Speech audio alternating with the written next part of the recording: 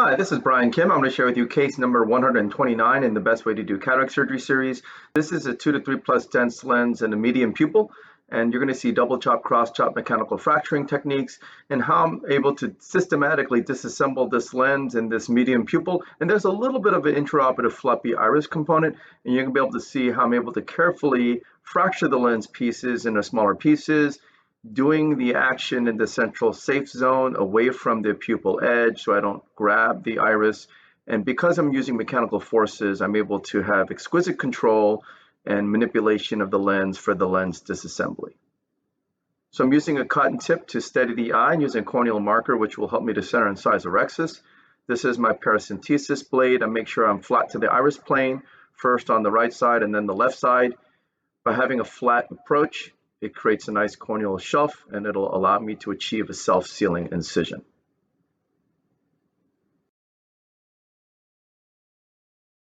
This is some intracameral lidocaine and then some intracameral epinephrine. You can see the iris flops around a little bit with the forces from the epinephrine. And this is some dispersive viscoelastic. You can see how well the pupil viscodilates, but this is a little bit deceptive because of that IFIS situation, like I said. And this is the triplanar corneal incision. I make a vertical groove, place the blade into the deep part of the groove, tunnel, and then enter. And these are the Inamura Capsulorexis forceps. These particular ones are made by Katina. And you can see they're made of stainless steel, they're cross-action, and they have a sharp tip at the end.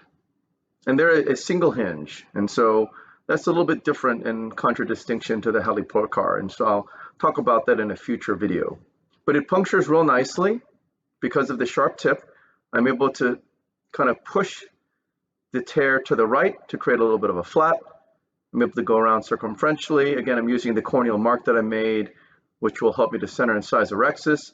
The key with these forceps, it does kind of force you to keep the teeth straight up and down because these are flat handles, not rounded handles. So again, nice and well controlled. Not much viscoelastic egress in this situation. I don't have to pull inward either. Burp some viscoelastic out. This is the Capsulorexis hydrodissection technique. I place a cannula under the rexis edge contra-incisionally, point the tip down, get a nice wave. Decompress on the left side, point the tip down on the right side, and the lens begins to spin.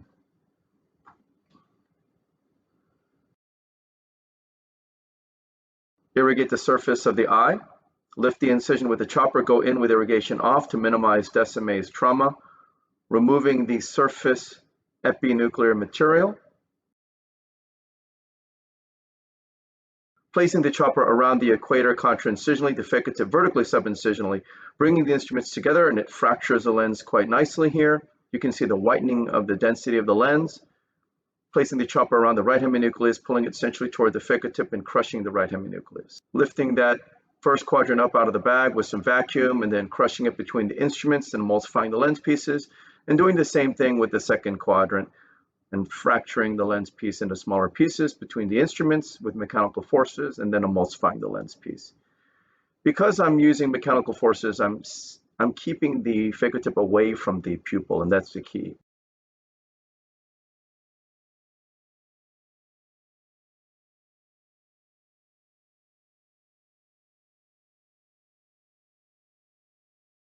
Turning the second heminucleus in front of me, placing the chopper around the lens piece, pulling it centered toward the ficcative and fracturing the second heminucleus in half.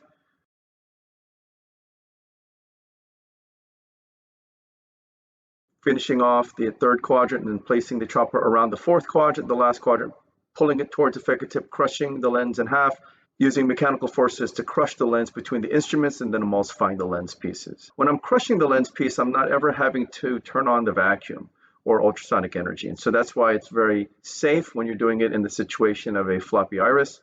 I only emulsify when I'm in the central safe zone.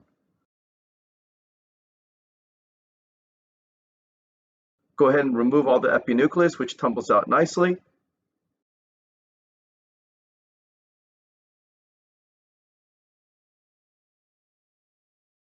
I take the chopper out, push BSS in, take the phaco tip out, and I go in with the INA handpiece. I start sub-incisionally, removing the cortical material.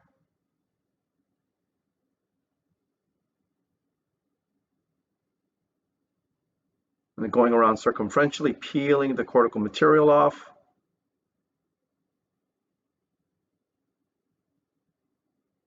Going into polish mode, grabbing some cortex, then switching back to cortex mode, and then going back to polish mode. Because this is a medium-sized pupil, the polishing under the rexus edge is basically blind, but because polish mode is very safe, it's low vacuum, low aspiration, and the polymer tip is very safe. And I'm able to polish the posterior capsule surface as well, very confidently, knowing that I'm not going to cause any problems.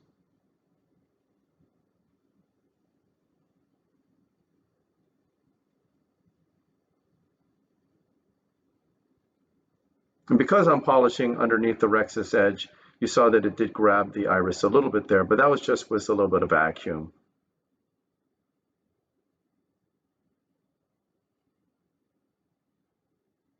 Trying to pulse into the subincisional capsulorexis. There's some material that's coming out. Pull it with the INA tip. Go back again and pulse some more. And this is some cohesive viscoelastic to fill the bag.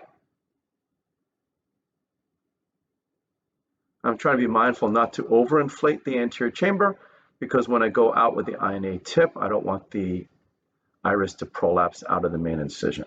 So I decompress and then I come out with the INA handpiece. Again, in this situation, the pupil is small. I prefer not to sweep too much, because all you're doing is going to be, liberating a lot of iris pigment, which is not really very good.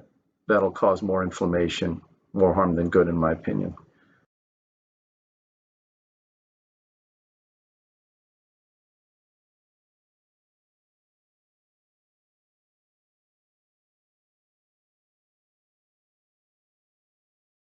So once the lens is in, I'm just very carefully, gingerly, without manipulating the iris too much, trying to polish underneath the capsule.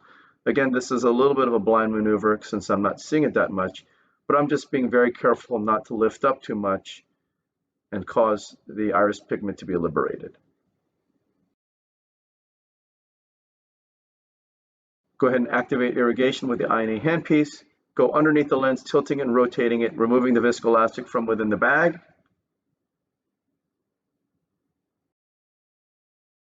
Pushing the optic back in the bag, polishing under the rexus edge, and then switching to visco mode to remove all the viscoelastic from the anterior chamber, and then I'll hydrate my incision. So again, at the end of this case, you can see now how floppy the iris is.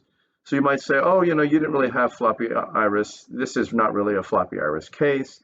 Well, the reality is there's quite a bit of floppiness of the iris, but because of the technique, you didn't really see too much of floppy iris because, again, I used mechanical forces. I brought the lens pieces towards me with the chopper. I used mechanical fracturing forces to break the lens pieces into smaller pieces, which does not require any vacuum. Anytime you overuse vacuum in the setting of IFUS, the vacuum not only brings fluid in, it not only brings lens pieces in, but it can also bring the iris in. And so any situation or technique that minimizes vacuum will be better for IFUS. In this case, with double chop, cross chop, I'm using minimal vacuum, quite advantageous for the floppy iris situation. So I hope this was helpful to you, and I thank you for your attention.